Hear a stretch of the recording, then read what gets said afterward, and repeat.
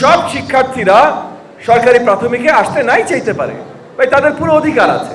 যেই জায়গায়, কারণ সরকারি প্রাথমিক অরিজিনালি চালু করায় যেই জায়গায় আমার নাগরিকরা তাদের নাগরিক সুবিধা সঠিকভাবে পাচ্ছে না, মানে আমার শিশুরা সঠিক শিক্ষার আপনার সুবিধা বঞ্চিত, সেই জায়গায় সরকারি প্রাথমিক সৃষ্টি করা হয়েছে।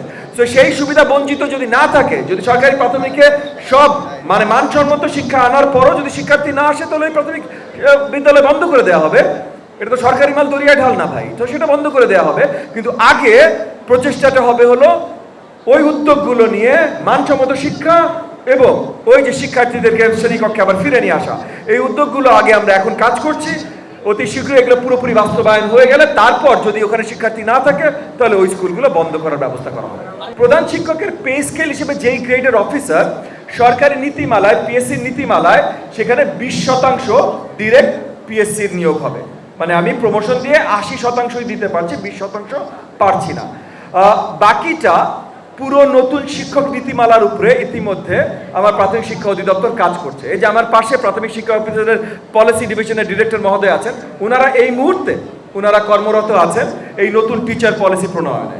ওনারা একবার এটা ফাইনাল করলে তারপর এটা মন্ত্রণালয়ে যাবে, মন্ত্রণালয় সেটা পাশ করলে তারপর ক্যাবিনেট থেকে অ্যাপ্রুভড হয়ে আপনাদের সামনে চলে আসবে।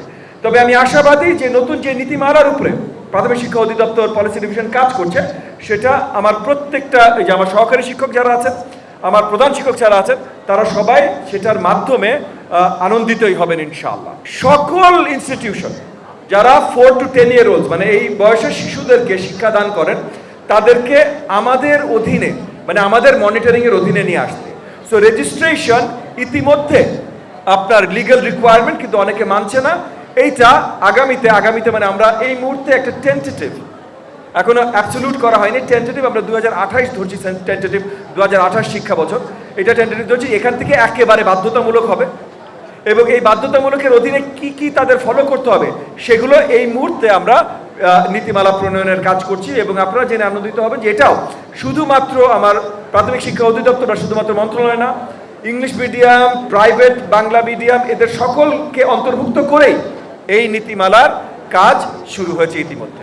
আমরা যেহেতু এখন কারিকুলাম রিফর্মের জন্য বড় আকারে একটা কমিটি প্রণয়ন করেছি, সো সেই জায়গা থেকে তাদেরকেও দায়িত্ব দেওয়া হয়েছে যে লার্নিং আওয়ার্স কত হতে হবে এবং এই লার্নিং আওয়ার্সটা মানে বছরে কয়শো ঘন্টা, 400 ঘন্টা, 500 ঘন্টা, কারণ ক্লাস 1 আর ক্লাস 5 এর লার্নিং আওয়ার্স তো সেম দরকার নেই। তো ক্লাস 5 এর কয়শো ঘন্টা, ক্লাস 1 এর কয়শো ঘন্টা, এগুলো নির্ণয় করে এটা সহজতর মানে কত দিনে ব্রেকডাউন করলে এটা আরো সহজতর হয়, তার ভিত্তিতে পুরো অ্যানুয়াল ক্যালেন্ডার তৈরি হবে। তো এইটা নতুন কারিকুলাম রিফর্ম কমিটি যারা আছে তাদেরকে ইতিমধ্যে এই দায়িত্ব দেওয়া হয়েছে, তারা এগুলো নিয়ে কাজ করছে। ইনশাআল্লাহ আগামী দিনে আমরা ভালো কিছু পাবো।